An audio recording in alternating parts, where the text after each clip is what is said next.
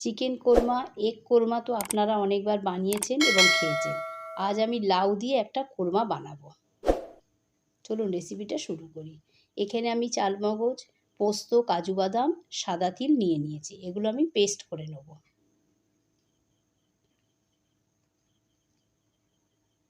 কড়াতে সাদা তেল দিয়ে দিলাম। লাউগুলো আমি এইভাবে টুকরো করে কেটে রেখেছি। লাউগুলো আমি তেলের মধ্যে দিয়ে দিলাম।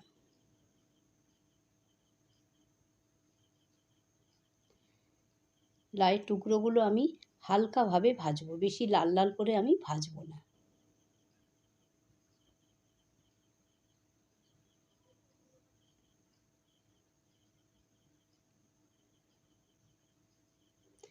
ভাজা হয়ে গেছে, আমি তেল থেকে এবার এগুলো উঠিয়ে নেব। তেলের মধ্যে অল্প একটু ঘি দিয়ে দিলাম।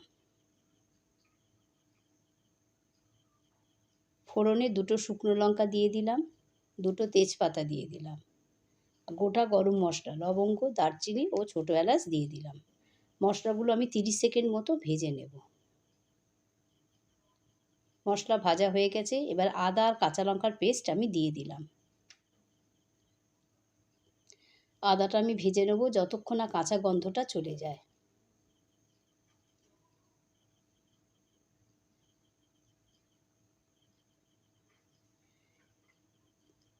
কাজু বাদামের যে পেস্টটা বানিয়েছিলাম সেটা আমি দিয়ে দিলাম।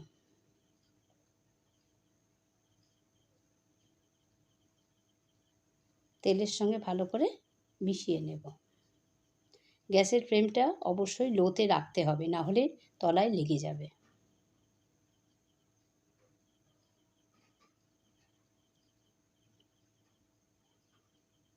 নুন দিয়ে দিলাম।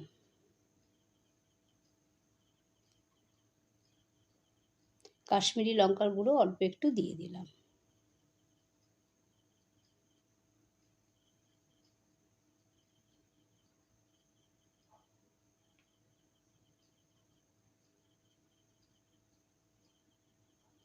চিনি দিয়ে দিলাম। নিরামিষ তরকারিতে একটু চিনি দিলে ভালো লাগে। এবার মিক্সির জারটা ধুয়ে জলটা আমি দিয়ে দিলাম।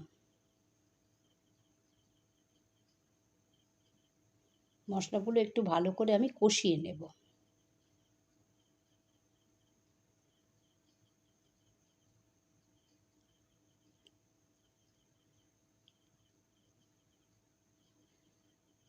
মশলা আমার কষানো হয়ে গেছে, এবার আমি দুধ দিয়ে দিলাম।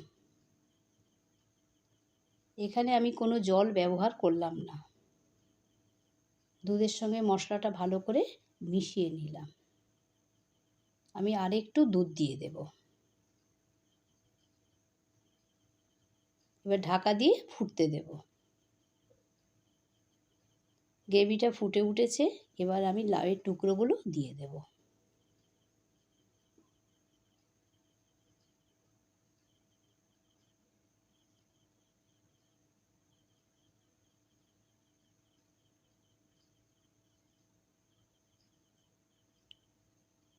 ভালো করে মিশিয়ে নেব।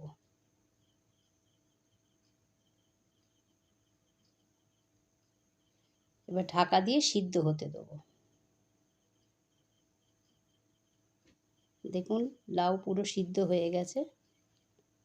অল্প একটু ঘি দিয়ে দেব। লাউয়ের কোরমা আমার রেডি। আমার রেসিপিটা কেমন লাগলো প্লিজ আপনারা অবশ্যই কমেন্ট করে জানাবেন। ধন্যবাদ।